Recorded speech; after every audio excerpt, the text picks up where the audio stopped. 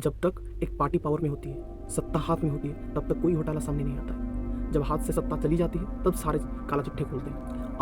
अगर बीजेपी ने कोई घोटाला किया है तो वो भी काला चिट्ठा खोल सकते हैं, पर बीजेपी के हाथ से सत्ता जाने के बाद। नमस्कार।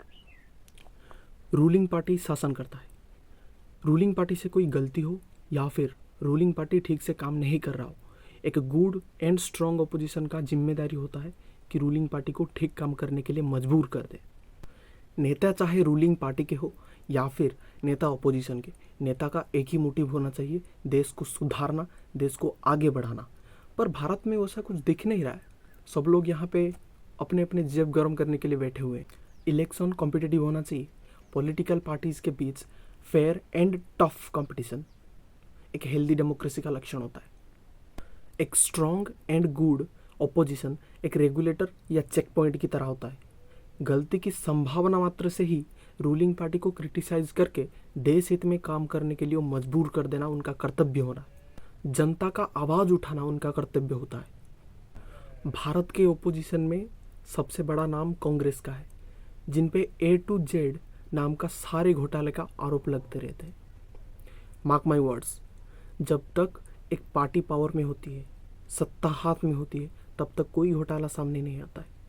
जब हाथ से सत्ता चली जाती है तब सारे काला चिट्ठे खोलते हैं। फॉर एग्जाम्पल, कांग्रेस के हाथ में जब सत्ता थी तब कोई घोटाले सामने नहीं आए। जब हाथ से सत्ता गया तो सारे घोटाले पार्लियामेंट में ही A to Z अल्फाबेटिकली नाम से चिट्ठे खोलने लगे। अगर बीजेपी ने कोई घोटाला किया है तो वो भी काला चिट्ठा खोल सकते हैं, पर बीजेपी के हाथ से सत्ता जाने के बाद।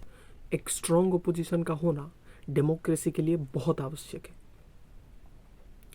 हमारा ओपोजिशन कांग्रेस अपने आप को सुधार के, अपने आप को बेहतर करके देश हित में काम करने के बजाय दूसरों पर कीचड़ उछालता रहता है। ऐसा हरकत करते हैं, अपना तो कोई लाभ होता नहीं है, ऊपर से मोदी जी की पब्लिसिटी। और हालांकि मोदी जी ने अपने पब्लिसिटी का कोई कसूर नहीं छोड़ा रखा है, कोई माध्यम नहीं छोड़ रखा है पब्लिसिटी का।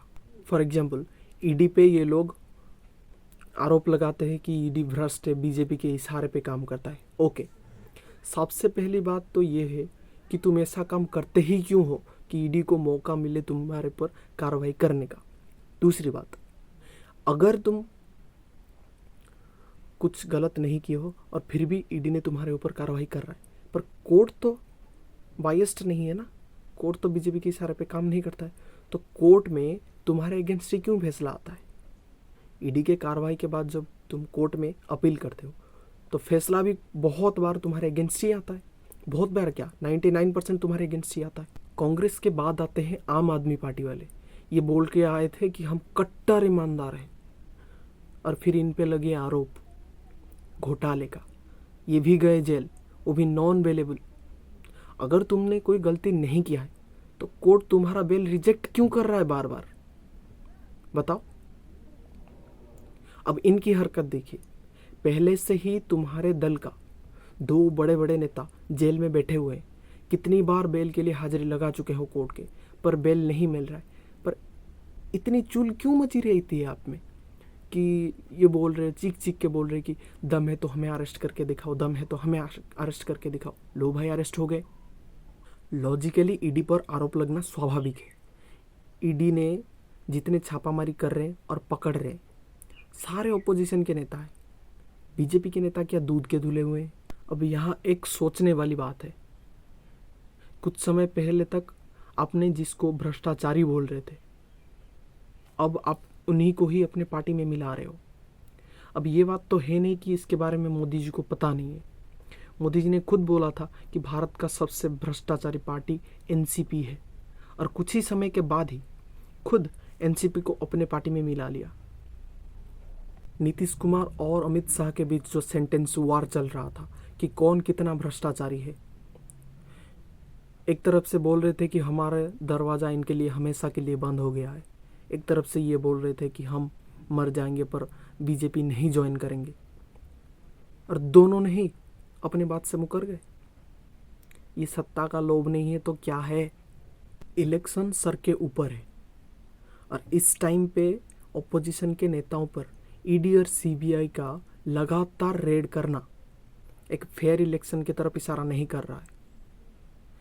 ये जो सब कार्रवाई हो रही अच्छा तो है, क्योंकि घोटाला सामने आ रहा है, देश के पैसा खाने वाले लोगों सामने आ रहा है। पर ये जो घोटाले और ये जो सब कार्रवाई ये इलेक्शन के बाद भी हो सकते थे, या फिर इलेक्शन के 3-4 साल पहले से ही कर सकते थे। पर लोकसभा इलेक्शन के 1-2 महीने पहले ही ये पर्टिकुलर टाइम पे ही क्यों इतना स्पीड पकड़ रहा है? आपको ये नहीं लगता इससे इलेक्शन एक तरफा हो जा रहा है? अब ये बोला जाता है कि मोदी जी लोगों के दिलों पर राज करते हैं, तो ये सब करने की क्या आवश्यकता है? सबको मौका दो, फेयर इलेक्शन करो, जनता जिसको चाहेगी उसको अपना रिप्रेजेंटेटिव बनाएगी।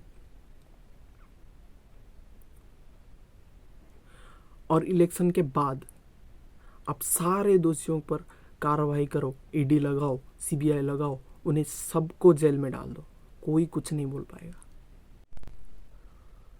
भारत का एक कॉन्शियस सिटीजन, एक वोटर होने के नाते जो सही है हमें बोलना चाहिए, जनता का आवाज़ उठाना चाहिए, तर्क करना चाहिए, और हम ये करते रहेंगे।